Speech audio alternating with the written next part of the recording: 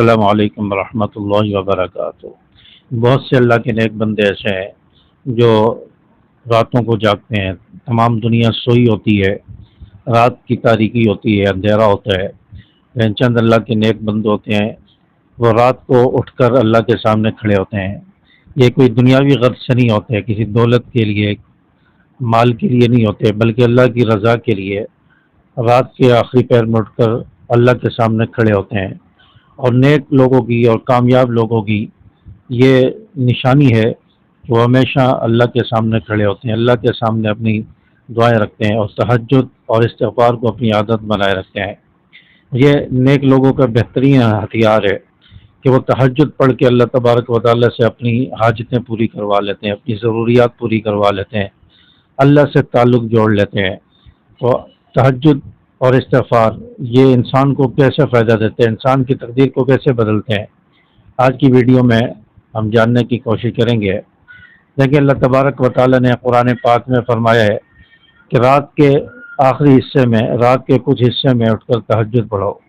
تو آپ صلی اللہ علیہ وسلم کو خطاب کیا ہے کہ رات میں آپ تہجد پڑھیں، یہ آپ کے لیے نفل نماز ہے، اور اللہ تبارک و تعالیٰ اس کی وجہ سے آپ کو مقام محمود عطا فرمائے گا۔ تو تہجد کی نماز، اس کی بہت زیادہ فضیلت ہے، بہت زیادہ برکات ہے۔ یہ اللہ تبارک و تعالیٰ سے لو لگانے کا نام ہے، اللہ تبارک و تعالیٰ سے انسان کا تعلق جڑ جاتا ہے، اور تہجد پڑھنے والے کی دعائیں اللہ قبول فرماتا ہے۔ حدیث مبارکہ میں آتا ہے، رات کا آخری پہر ہوتا ہے، آسمانوں سے صدائیں لگتی ہیں، کوئی ہے دعائیں مانگنے والا۔ اللہ تبارک و تعالیٰ بندوں کو مخاطب کرتا ہے، بندوں کو پکارتا ہے، کوئی ہے حاجتیں مانگنے والا، دعائیں مانگنے والا، بخشش چاہنے والا، اس کی دعائیں قبول کی جائیں، اس کے گناہ معاف کیے جائیں، اس کی ضروریات، اس کی حاجتیں پوری کی جائیں۔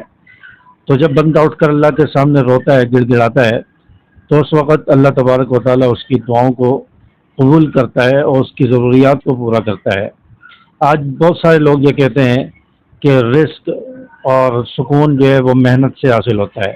اس میں کوئی شک نہیں کہ محنت ضروری ہے، لیکن محنت کے ساتھ ساتھ اللہ کے ساتھ تعلق بھی مضبوط ہونا چاہیے، اللہ کے ساتھ تعلق ہونا چاہیے۔ تہجد اور استغفار کو بھی انسان اپنا سہارا بنائے۔ جب اللہ کو یاد کرے گا، عبادت کرے گا، تہجد پڑھے گا، استغفار پڑھے گا، تو دل کو سکون ملے گا۔ لیکن تہجد انسان کو مضبوط بناتی ہے اور استغفار انسان کے دل کو پاک کرتا ہے۔ یہ دونوں مل کر انسان کی تقدیر بدل سکتی ہے، یہ دونوں چیزیں انسان کی تقدیر کو بدلتی ہیں۔ تو اس لیے تہجد کا اہتمام ہو، تہجد کے وقت استغفار کا اہتمام ہو۔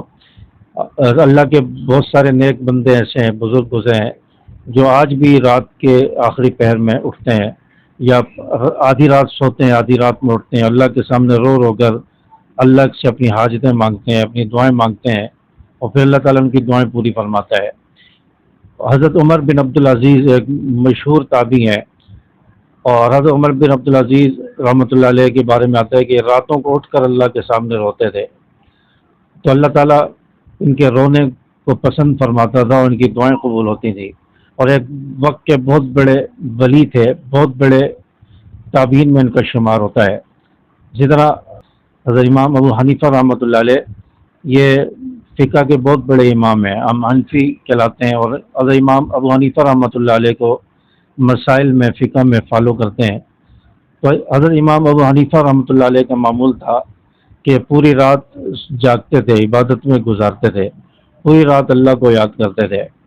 تو آج بھی اللہ کے نیک بندے ایسے ہیں جو ساری رات اٹھ کر اللہ کو یاد کرتے ہیں، تہجد پڑھتے ہیں، تہجد کا اہتمام کرتے ہیں۔ اسی طرح ایک شخص کے بارے میں آتے ہیں، بہت پریشان تھا، اس کے اوپر قرضے تھے، مسائل میں گھرا ہوا تھا، پریشانیوں نے اس کو گھیر رکھا تھا، دل بے چین تھا، پریشانیاں تھیں، روزگار کے مسائل تھے۔ تو ایک نیک آدمی نے اس سے کہا کہ اور کچھ نہ کرو، صرف یہ دو کام کر لو، ایک تہجد کا اہتمام اور دوسرا تہجد کے بعد استغفار۔ کہ دو کام کر لو، اللہ تعالیٰ آپ کی زندگی بدل دیں گے۔ اس شخص نے اس بزرگ کے کہنے پر تہجد کا اہتمام شروع کیا، تہجد پڑھنے کے بعد استغفار کرتا رہا، تو چند ہفتوں کے بعد اللہ تعالیٰ نے اس کی زندگی کو بدلنا شروع کیا، اس کے حالات بہتر ہونے شروع ہوئے، اس کے دل کو سکون ملا۔ تو آج بھی بہت سارے لوگ یہ کہتے ہیں کہ ہماری زندگی میں سکون نہیں ہے۔ ابھی کل ہی مجھے ایک میری بہن نے یہ کمنٹس کیا کہ میں اگر استغفار پڑھوں تو کیا میرے شوہر جو ہے وہ نمازی بن جائیں گے، 5 وقت کے نمازی بن جائیں گے؟ تو دیکھیں، آپ استغفار کریں اس نیت سے کہ اللہ تعالیٰ میرے شوہر کو ہدایت دے، نمازی پڑھیں، نمازی بنیں، تو اللہ تبارک و تعالیٰ ضرور انشاءاللہ انہیں نمازی بھی بنائے گا۔ اور آپ تہجد کا اہتمام کریں، تہجد پڑھ کے آپ اللہ تبارک و تعالیٰ سے خوب دعا مانگیں، اپنے شوہر کے لیے مانگیں، اپنے لیے مانگیں، اپنے بچوں کے لیے، گھر بار کے لیے، روزی کے لیے۔